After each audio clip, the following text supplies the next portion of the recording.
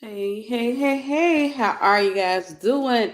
I pray you guys are having an amazing day. Forgive my appearance. I know that I look like I need to be in the bed, and I'm telling you right now, give me 15, 20 minutes, and I'm going to be up those stairs. Wanted to come on here really quick and kind of leave this message for you. I'm about to go and take the graduation video down. However, I'm going to re upload it. I just wanted to clean it up. We did film it live. We had quite a bit of technical difficulties in the beginning of the video. I almost don't want to take it down because, on one hand, I'm like, we had over 1,000 people that tuned into the video, but I took a collective vote from the women, and they all pretty much said the same thing. They said what I was thinking, and that was, let's take it down to edit it because it's a memory.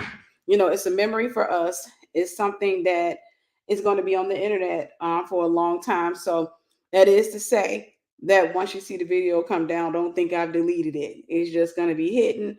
One and two, I'm going to re-upload it in the next couple of days, where after I have edited the video, because I want to make sure that we have a pretty clear memory.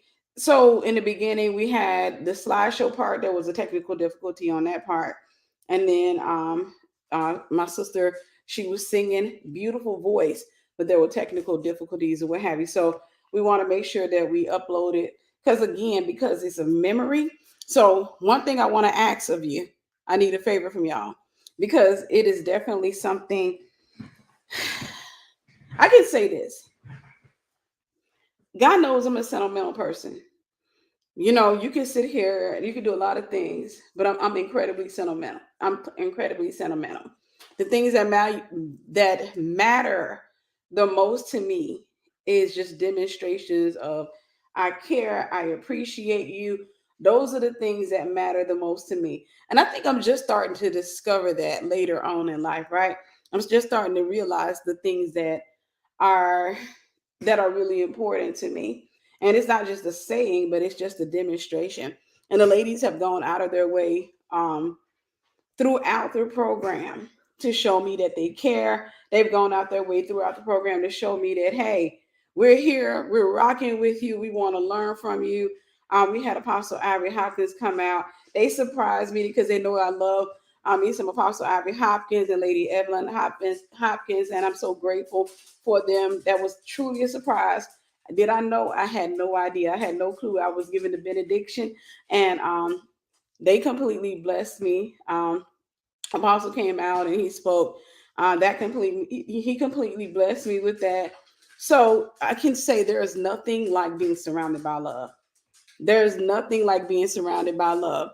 Don't want to get too sentimental, but I do want to say this.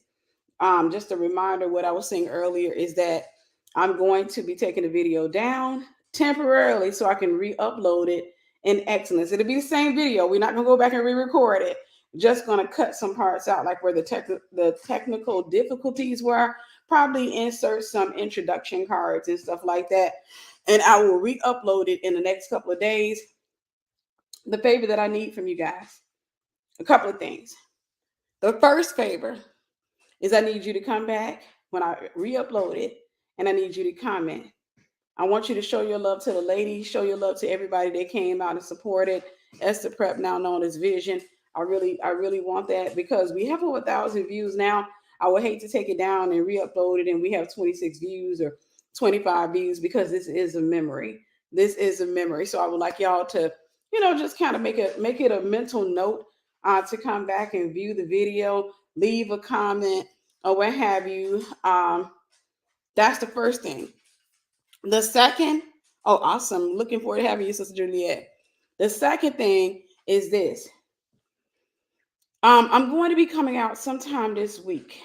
This week, I'm going to be coming out to um, for everybody that wants to be a part of Esther Prep University, now known as Vision. I got to get used to calling it Vision.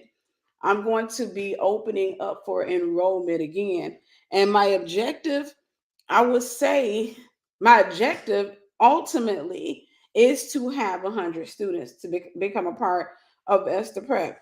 Um, One of the things I would like to say is that, and before I do that, before I'm going to make sure we're doing the screening process. So stay tuned, because for the next few weeks, I'm going to be doing probably a total of 4 screenings. Probably a total of 4 screenings. What does that look like? That's going to look like me coming online, posting up a form, and you can go fill out the form saying, hey, I would like to be a part of the live interview. And what I'll be doing is letting both men and women come into the room and into a Zoom link. And what we'll do is I'll discuss what vision is. I'll discuss what we have to offer. The reason that I want to do that is because me, I'm sentimental. The program is meant for a year. I want people that can walk it out, because I can help you if you can walk it out. I can't help you if you can't walk it out. I can genuinely help you if you can push past your feelings. What you saw on tonight were ladies that have pushed past every feeling underneath the sun, right? They have been mad at me. They have been happy with me. They've been excited about me. They've been grateful for me. They've been tired of me, all of those things. Because the thing about it is, when you're a leader, your objective is to help people kill their flesh. And one of the things I had to say to somebody recently is, I'm not a friend of your flesh. Like, if you sit back and say, you're not my friend, you're probably right. If you're talking about your flesh, you're probably like, right, I'm not a friend of your flesh, because in order for me to be a friend of your flesh, I got to give you my flesh. And then we got to set up the stuff I'm supposed to crucify. Then I got to create a bond with you or what have you. I see purpose. I see purpose. And that's the thing. I see purpose. When I see people, I see purpose. When I see people, I see gifts. When I see people, I see what God wants to do with them. But I'm not going to lie, I also see what's holding them back. I see flesh. I see trauma. I see whatever. Oh, Jesus. What in the. Yo, why is this my life? This a baby spider, but why is this my life? Why? Why he had to come over here? Okay. He is no more. But when I see people, I see purpose. I see purpose. So one of the things I will say when I get ready to open back up the registration, the only reason I'm telling you this is so that you can consider. Because Esther Prep, which is now known as Vision, is a 3-year program, but it's a minimum year program. We opened up month to month. And that's because we want people to be able to come in and try it out. And it's we want people to be able to come in and try it out. And it was a trial thing to kind of have month to month. But we want people to be able to come in and try it out and say, hey, I don't think this is a good fit for me. Because initially you had to register at minimum 3 months. And while that's good, it didn't work for everybody. So I'm saying that to say that I want to make sure that, when you come in, you have the opportunity. Unless you come in now, registering for a year is a lot better. Unless you come in and you say, I'm putting this right here. I'm about to sit back and I'm going to crucify the crap out of this, which means you have to let me stretch you. You got to let me, be the gift that I am. You got to let me be the gift that I am. And that means that I'm going to be imperfect, right? So I'm just giving you something to think about, because in the next coming weeks, right? So I didn't mean to come out here and try to teach, because I really want to get my tail in the bed. I want to show you what that looks like. And I just killed a spider with this, Lord. I just killed a spider. I just did. He came dangling down in my face like this his house. I want to show you what that looks like. Okay. And forgive me for this drawing, but this is what I see. All right, give me a second.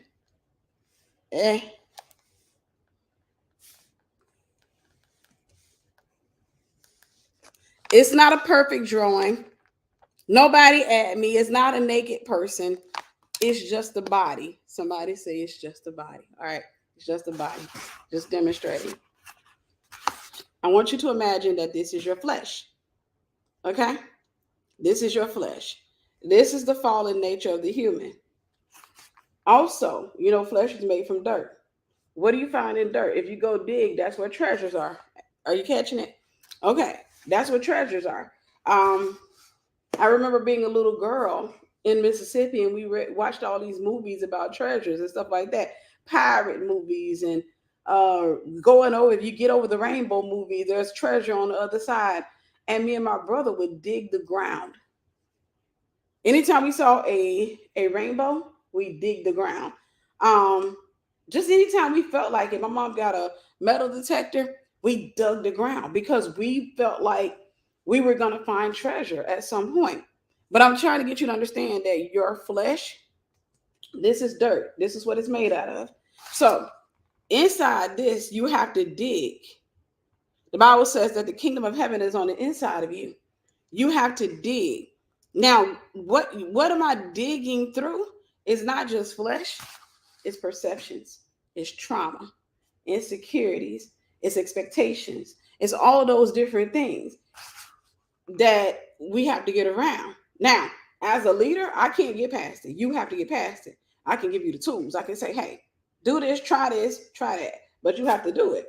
And you have to trust. Part of being leading, somebody write this in the in there, is trust. And I'm gonna tell you something, it's not easy, especially if you've been mismanaged by authority figures in your life. It's not easy to trust people, to tell you, especially when you feel like you have common sense, you feel like you got logic, you feel like that doesn't work for you, that's not what you need, or what have you. How many of you know that if what you knew in your head worked for you, your life would be looking the way you want it to look now? How many of you know that? How many of you know that if what you wanted, like the stuff, the ideologies, the plans, all of the things that you have in your mind, if that was working, you wouldn't need a leader, you would need a mentor, you likely wouldn't even need Jesus. It wouldn't work, right? You have to have people that come into your life that genuinely lead, and you have to be willing to follow. Now, I'm not telling you to sit up here and follow somebody into sin. I am not telling you to follow somebody into foolishness. I'm not telling you that. What I am saying is that what you have to do is you have to pray and say, God, I'm trusting you to work in her or work in him. I'm trusting you. So I'm going to follow. Me being a person that comes out of great trauma, like I said, I didn't mean to come out here and teach.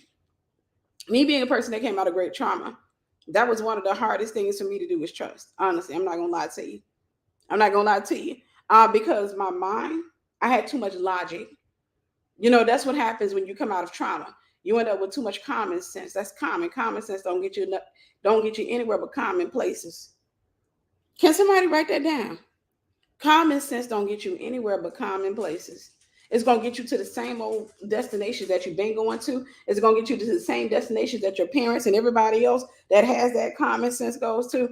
And so that's the thing. When you come out of trauma, there's a degree of intelligence. There are different levels, and there's intelligence for each level.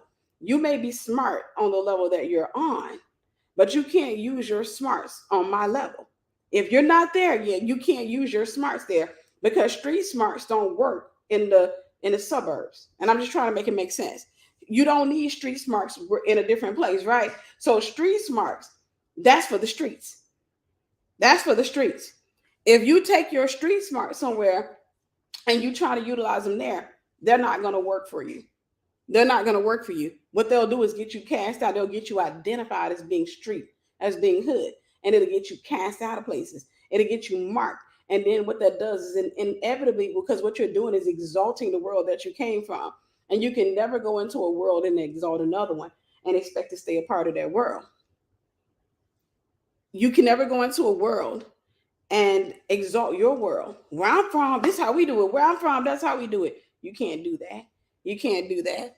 I'm one of the people that learned the hard way. I always tell the funny story about me having been married and having never really gone anywhere. I was visiting Germany a couple of times where we went to his boss's house, my ex's boss's house. One time, it was one of his bosses. I didn't know the difference between the soup spoon and the dessert. Yeah, the dessert spoon. And I humiliated the dude. And I was so mad at him for having the audacity to say something to me about it. Because where I'm from, all we had was a spoon and a fork. That's it. Give me the big spoon, give me the little spoon. That was it. That was our language. Give me the big fork, give me the little fork. That was our language. It was just a matter of preference, right? If I'm eating something I want to eat with the big spoon, to be honest with you, I don't think I remember eating with the big spoon. That was the thing. So I exalted my way of thinking, and he was frustrated. He was shamed because he was a little bit more cultured. You know, known five language, when lived in all these different countries and stuff like that. He knew that he couldn't bring his world where with him. His accent was enough. Long story short, about a year later, we go to a different house, a different boss's house, and you know what? I do the same thing. You would think in a year's time that I would go and learn something. I had too much pride. Mm-mm. I show up there, and I think I'm doing right. I'm trying to pay attention, but I think I'm doing right, but I'm not. And what I ended up doing was, I remember him leaning up. He said, "You were embarrassing me." Oh, who embarrassing who? He said I was eating the soup with the dessert spoon or something like that. I was eating with the wrong utensil. Period, point blank. We ended up getting into an argument, and I didn't understand. And I talk about this in my book, Relational Acuity. I didn't understand. Finally, God dealt with me. He showed me, if you don't respect the tables, like if you don't respect the high tables, I'll put you at a low table. If you don't respect the high tables, and I found myself, and I'm gonna let y'all find that story, and I'll let you guys know. I'm likely gonna release Relational Acuity next week. But I talk about that story where we end up going to one of his coworkers' house, and the man was really handsy, and he kept getting my ex drunk, and I'm telling him, "Stop drinking, stop drinking," and the man's like, "No, no, have another drink." He was like, "No." He kept trying to get me to drink. I said, "No." I kept saying, "No, no, I don't want to drink." He was like, "Come on, you got to drink." Turns out they were, I can tell you without a shadow of doubt, they were swingers. I don't know that. They never said that, but you could tell. It was very, when I say it was very obvious, they were incredibly handsy, and they were too busy trying to get us to drink. Um, by the grace of God, I have a backbone because this man was just drinking and he got sloppy drunk. And I was like, "Put your coat on. Put your coat on because we're about to go." So that's it. Um, I'm saying this to say there are worlds, there are different worlds, worlds that don't mirror the world that you came out of. You can have 1,000 degrees, but it doesn't necessarily mean that you've left the world. When you leave a world, you have to leave there in thought. You have to leave there in thought. So I'm not here to do this teaching. The last thing I was going to say, this was the point. This is your flesh. The treasure is in your flesh. In order to get to the treasure, I don't know how to draw because I was about to draw something. I realized it's gonna look like a V, a VJ. I'm just gonna draw it around the belly button and just do it like this. Forgive me. Dang, now I look like hair. Okay, this we're gonna say this is a treasure. It's locked up on the inside of you. This right here is surrounding your treasure. This is blocking your treasure. This has to be crucified. This here has to be crucified. I'm not just talking about my body, it's the lust of the body, the desires of the body, the plans that I have, my feelings, my preferences, my opinions, how I think things should be done.